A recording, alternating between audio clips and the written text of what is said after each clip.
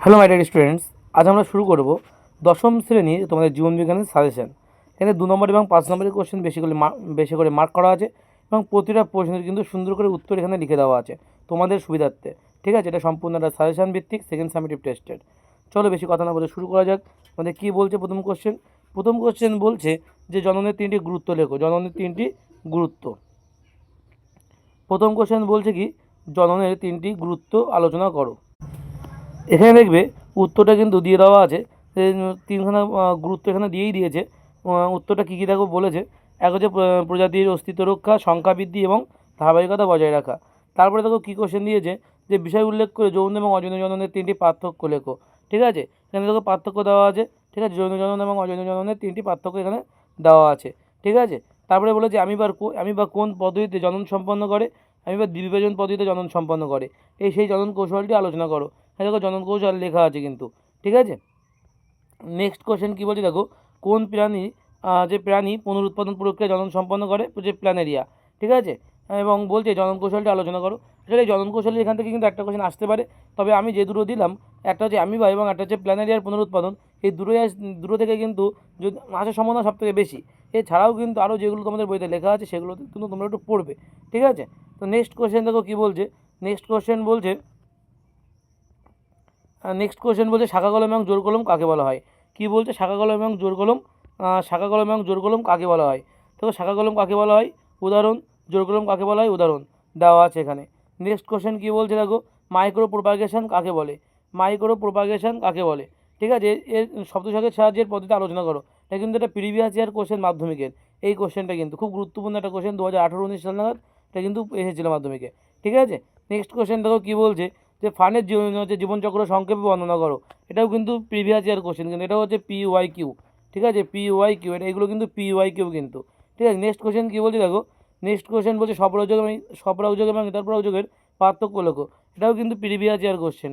ঠিক আছে, এটাও কিন্তু প্রিভিয়াস ইয়ার কোশ্চেন, খুব গুরুত্বপূর্ণ কোশ্চেন কিন্তু। ঠিক আছে, এখানে কিন্তু তোমাদের একটা কথা বলে দিই, তোমাদের কিন্তু এই পার্থক্যের বিষয় উল্লেখ করে কিন্তু তোমাদের পার্থক্য লিখতে হতে পারে, এবং সেই সাথে সাথে তোমাদের কিন্তু বিষয়টা প্রশ্নে উল্লেখ করে দেওয়া থাকতে পারে, সেই বিষয়গুলোর ওপরেই তোমার লিখতে হবে। তুমি যে 3টে মুখস্থ করে গেলে সেই 3টে থেকে নাও আসতে পারে কিন্তু। ঠিক আছে, তো নেক্সট কোশ্চেন দেখো কী বলছে, পাখির সাহায্যে স্বপরাগযোগ বা পরাগযোগ সম্পন্ন হয় এমন 3টি উদ্ভিদের নাম বলো। কী বলে দেখো, শিমুল, পলাশ, মাদার বা কদবেল বা পলাশ। ঠিক আছে, তারপরে কোশ্চেন কী বলেছে, সপুষ্পক উদ্ভিদের নিষেক পদ্ধতি আলোচনা করো। সপুষ্পক উদ্ভিদের নিষেক পদ্ধতি কিন্তু খুব গুরুত্বপূর্ণ একটা প্রশ্ন। নেক্সট কোশ্চেন চলে এসো দেখো পরের চ্যাপ্টার বংশগতি এবং কয়টি সাধারণ জিনগত রোগ, এখান থেকে কোনগুলো গুরুত্বপূর্ণ দেখে নাও। প্রথম কোশ্চেন বলছে মিউটেশন বা প্রকরণ কাকে বলে। ঠিক আছে, তারপরে কোশ্চেন কী বলছে, লোকাস কি, রেসিপ্রোকাল ক্রস কাকে বলে, আর ইমাস্কুলেশন কী এবং এর উদ্দেশ্য কী। এখান থেকে এই কোশ্চেনটা সবথেকে বেশি ইম্পর্টেন্ট, ইমাস্কুলেশন বা কী এর উদ্দেশ্য কী, এটা বলে প্রিভিয়াস ইয়ার কোশ্চেন। ঠিক আছে, ইমাস্কুলেশনটা এটা ভালো করে করবে। নেক্সট কোশ্চেন কী বলছে, মেন্ডেলের সাফল্যের 3টি কারণ। এটাও খুব গুরুত্বপূর্ণ কোশ্চেন, এটা হচ্ছে প্রিভিয়াস ইয়ার কোশ্চেন। ঠিক আছে, এটাও কিন্তু প্রিভিয়াস ইয়ার কোশ্চেন। ওকে, নেক্সট কোশ্চেন কী বলছে দেখো, মেন্ডেল এখানে একটা কথা বলে যে মেন্ডেল কোন মটর গাছ পরীক্ষার জন্য মনোনীত করেছিলেন। এটা অ্যাকচুয়ালি কোন হবে না, এটা হবে কেন। ঠিক আছে, ওটা উত্তর হবে কি কেন। ঠিক আছে, এটা উত্তর হবে কেন, যে মেন্ডেল কেন মটর গাছকে তার পরীক্ষার জন্য বেছে নিয়েছিলেন। ঠিক আছে, মনোনীত করেছেন, এটা হবে কেন, কোন হবে না। ঠিক আছে, এটা কিন্তু তোমরা ঠিক করে নেবে, কারণ এর উত্তরটা তোমরা বইতেই পেয়ে যাবে। ঠিক আছে, নেক্সট কোশ্চেন কী বলছে, একটা বিশুদ্ধ কালো গিনিপিগের সঙ্গে একটা বিশুদ্ধ সাদা গিনিপিগের সংকলন ঘটালে আপত্তিদের গায়ের রং কেমন হবে এবং সাদা এবং কালোর অনুপাত কী। অ্যাকচুয়ালি আমাদের একসঙ্গে জনন পরীক্ষা এবং দ্বিসংখ্যা জনন পরীক্ষা, একসঙ্গে জননের কী আছে গিনিপিগ এবং তোমার হচ্ছে মটর গাছের উপরে, এবং দ্বিসংখ্যা জননেও তাই গিনিপিগ এবং মটর গাছের উপরে আমাদের যে পরীক্ষা দুটো মোট 4টে পরীক্ষা আছে। এই পরীক্ষাগুলো কিন্তু চেকার বোর্ড সহ তোমরা কিন্তু মুখস্থ করবে। এই 4টে থেকে একটা কিন্তু তোমাদের পরীক্ষায় আসবে এবং 5 নম্বরে আসবে। ঠিক আছে, এই জন্য খুব ভালো করে এটা পড়ে রাখবে। তবে নেক্সট দেখো কী বলেছে, পৃথক ভ্রমণের সূত্র এবং স্বাধীন সঞ্চালন সূত্র দুটি লেখো। এই দুটো সূত্রের মধ্যে এই দুটোই কিন্তু যে সিঙ্গেলভাবে পরীক্ষায় কিন্তু এসছে 2-1 বছর। নেক্সট কোশ্চেন বলছে যে মানুষের লিঙ্গ নির্ধারণের পিতার ভূমিকা কী। এটা কিন্তু খুব গুরুত্বপূর্ণ একটা কোশ্চেন, এবং এটা বলে প্রিভিয়াস ইয়ার কোশ্চেনে বেশ কয়েক বছর এসছে কিন্তু, 1-2 বার না, বেশ কয়েক বছর কিন্তু পরপর এসে 18-19 সালের প্রিভিয়াস ইয়ার কোশ্চেন তোমরা দেখলেই পেয়ে যাবে। ঠিক আছে, এটা কিন্তু খুব ভালো একটা প্রশ্ন। নেক্সট কী বলছে, সংখ্যে মানুষের লিঙ্গ নির্ধারণ পদ্ধতি আলোচনা করো। অ্যাকচুয়ালি এটা একই সঙ্গেই করতে পারো, এটা একই রকমের উত্তর হবে। ঠিক আছে, ক্রস রেখাচিত বইতে দেখে নাও, আমি লিখে দিয়েছি এখানে, এটা কিন্তু আমরা এখানে দিয়ে দেয়নি। ঠিক আছে, তারপরে দেখো বলছে একজন থ্যালাসিমিয়া বাহক মাতার সঙ্গে থ্যালাসিমিয়া আক্রান্ত পিতার বিবাহ হলে, ঠিক আছে, সন্তানদের মধ্যে থ্যালাসিমিয়া আক্রান্ত হওয়ার সম্ভাবনা কত শতাংশ হবে। ঠিক আছে, এটা তোমরা বইতেই পেয়ে যাবে উত্তরটা। নেক্সট কোয়েশ্চেন কী বলছে, হিমোফিলিয়া রোগের কারণ এবং লক্ষণ, এটাও করতে পারে, এটা খুব ভালো কোশ্চেন কিন্তু। ঠিক আছে, এটা প্রিভিয়াস ইয়ার কোশ্চেন এবং খুব ভালো কোশ্চেন। হিমোফিলিয়া আক্রান্ত বাহক মাতার সঙ্গে স্বাভাবিক পিতার বিবাহ হলে সন্তানদের মধ্যে হিমোফিলিয়া আক্রান্ত হওয়ার সম্ভাবনা কত শতাংশ। তারপরে দেখো বলেছে যে থ্যালাসিমিয়া প্রতিরোধে জেনেটিক কাউন্সিলিংয়ের ভূমিকা কী। এই জেনেটিক কাউন্সিলিংয়ের ভূমিকাটা কিন্তু 3 নম্বরের পরীক্ষায় আসে এবং এটা প্রিভিয়াস ইয়ারে এসছে। ঠিক আছে, এটা কিন্তু 3 নম্বরের জন্য খুব গুরুত্বপূর্ণ একটা প্রশ্ন, থ্যালাসিমিয়া প্রতিরোধে জেনেটিক কাউন্সিলিংয়ের ভূমিকা। নেক্সট কী বলছি দেখো, বন্ধান্ধ আক্রান্ত একজন বাহক মাতার সঙ্গে স্বাভাবিক পিতার বিবাহ হলে কত শতাংশ সন্তান বন্ধান্ধ হবে। এটা করে নিও। ঠিক আছে, ভালো কোশ্চেনের মধ্যেই পড়ে এটা। নেক্সট কোশ্চেন কী, চ্যাপ্টারের নাম হচ্ছে অভিব্যক্তি এবং অভিযোজন। ঠিক আছে, নেক্সট চ্যাপ্টার কী বলছে, অভিব্যক্তি এবং অভিযোজন। কী বলছে দেখো, প্রথম কোশ্চেন বলছে অভিব্যক্তির মুখ্য ঘটনাগুলি আলোচনা করো। এটা কিন্তু খুব মানে সম্প্রতি কিন্তু এটা পরীক্ষায় এসেছিলো, লাস্ট ইয়ার কি তার 8 বছর সম্ভাবনা এটা এসেছিলো।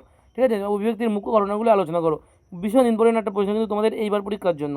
ঠিক আছে, নেক্সট কী বলছে, হোয়াট ডাইলিউট সুপ কাকে বলে, 2 নম্বরে আসে পরীক্ষায়। ঠিক আছে, আর তারপর বলছে কোয়াসার্ভেট কি, মাইক্রোস্ফিয়ার কি, এগুলো সব 2 নম্বরের কোশ্চেন, এগুলো কিন্তু সিঙ্গেলভাবে আসতে পারে। ঠিক আছে, তারপর বলছে ডারউইনের মতে অস্তিত্বের জন্য সংগ্রাম, এই যে তোমার এভাবে পয়েন্ট তুলে দেয় যে ডারউইনের মতে অস্তিত্বের জন্য সংগ্রাম, যোগ্যতার উদ্বর্তন এবং প্রাকৃতিক নির্বাচন, এই 3টি তত্ত্ব ব্যাখ্যা করো। ভাই তোমরা যে ডারউইনের মতবাদ সবটা পড়ে গেলেই কিন্তু একমাত্র বেটার হয়, তোমাদের কিন্তু এই পয়েন্ট তুলে দিতে পারে। তবে যে 3টে পয়েন্ট সবথেকে বেশি ইম্পর্টেন্ট আমি সেই 3টেই দিয়েছি এবং এই 3টে কিন্তু 2 নম্বরের জন্য আসতে পারে, কিন্তু মানে একটা পয়েন্ট তুলে দিয়ে বলবে 2 নম্বরের জন্য দিতে পারে এই কোশ্চেন। ঠিক আছে, এইভাবেও কিন্তু পরীক্ষা আসতে পারে। প্রাকৃতিক নির্বাচনবাদ এর মধ্যে সবথেকে বেশি ইম্পর্টেন্ট। ঠিক আছে, আচ্ছা নেক্সট কী বলেছে দেখো, নেক্সট বলেছে ডারউইনের 3টি ত্রুটি উল্লেখ করো। তেমনি করে রেখো, এটা ভালো কোশ্চেনের মধ্যে আসে, করে রেখো এটা।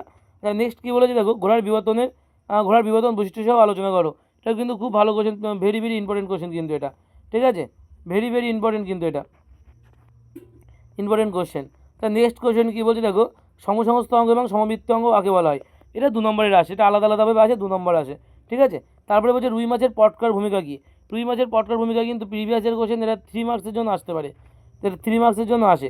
পায়রার বায়ুথলির গুরুত্ব কী, এটাও কিন্তু ইম্পর্টেন্ট কোশ্চেন। ঠিক আছে, এটাও কিন্তু যথেষ্ট ইম্পর্টেন্ট কোশ্চেন কিন্তু এটা। তারপর নেক্সট কোশ্চেন কী বলছে, সুন্দরী গাছের অভিযোজনগত ভূমিকা কী। এটা কিন্তু প্রিভিয়াস ইয়ার কোশ্চেন, এটা হচ্ছে 2 নম্বরের আসে সব কোশ্চেনগুলো। ঠিক আছে, আর 3 নম্বর যদি তোমার 2 নম্বর বা 3 নম্বরে আসতে পারে, যদি 5 নম্বরে আসে তাহলে এই কোশ্চেনগুলো মাঝে ভেঙে দেয়। ঠিক আছে, আচ্ছা নেক্সট কোশ্চেন কী বলছে দেখো, আচ্ছা নেক্সট কোশ্চেন বলছে উটের লোহিত রক্তকণিকার আরবিসির আকৃতি কেমন। এটা 1 নম্বর বা 2 নম্বরের পরীক্ষায় আসে, মাঝে 1 নম্বর বা 2 নম্বরের পরীক্ষায় আসে। এটা খুব গুরুত্বপূর্ণ একটা প্রশ্ন, 1-2 নম্বরের জন্য পরীক্ষা আসে। তারপর শিম্পাঞ্জিদের খাদ্য সংগ্রহের সমস্যা সমাধানের দক্ষতা ব্যাখ্যা করো। এটা খুব গুরুত্বপূর্ণ একটা প্রশ্ন, করতে পারো এটা। ঠিক আছে, আচ্ছা নেক্সট এই পর্যন্তই ছিল আমাদের তোমার সাজেশনের কোশ্চেন। খুব অল্প কটা কোশ্চেন তোমাদের দিয়েছি সাজেশনের জন্য। ঠিক আছে, খুব অল্প কটা কোশ্চেন তোমাদের দেওয়া হয়েছে। তোমরা যারা এই কোশ্চেনগুলো সলভ করবে তারা কিন্তু পরীক্ষায় 5 নম্বর এবং 3 নম্বরের কোশ্চেন, 2 নম্বরের কোশ্চেনও কমন পেয়ে যেতে পারো। ঠিক আছে, তো খুব ভালো করে এগুলো করবে এবং এই পিডিএফ যদি তোমরা পেতে চাও তাহলে অবশ্যই কিন্তু আমাদের টেলিগ্রাম চ্যানেল, ঠিক আছে, আমাদের টেলিগ্রাম চ্যানেল ডেসক্রিপশনে দেখো লিঙ্ক দেওয়া আছে, সেই লিঙ্ক থেকে আমাদের টেলিগ্রাম চ্যানেলে যুক্ত যেতে পারো, অথবা আমাদের যে ফিজিক্স ল্যাব 2.0 অ্যাপ, সেই অ্যাপটা ইনস্টল করে তোমরা কিন্তু সেখান থেকেও কিন্তু তোমরা যে সামেটিভ ওয়াইজ তোমরা কিন্তু পরপর প্রতিটা সাবজেক্ট ওয়াইজ এবং সামেটিভ ওয়াইজ তোমরা কিন্তু পিডিএফ পেয়ে যাবে এবং এই অ্যাপের লিঙ্ক দেখো ডিসক্রিপশনেই দেওয়া আছে। ঠিক আছে, সেখান থেকে তোমরা অ্যাপটাকে ইনস্টল করে নেবে নিজের ফোনে অবশ্যই। ঠিক আছে, তো চলো আজ এই পর্যন্ত, দেখা হবে নেক্সট ভিডিওতে। তখন খুব ভালো থেকো, সুস্থ থেকো, নিজের খেয়াল রেখো, মন দিয়ে পড়াশোনা করবে।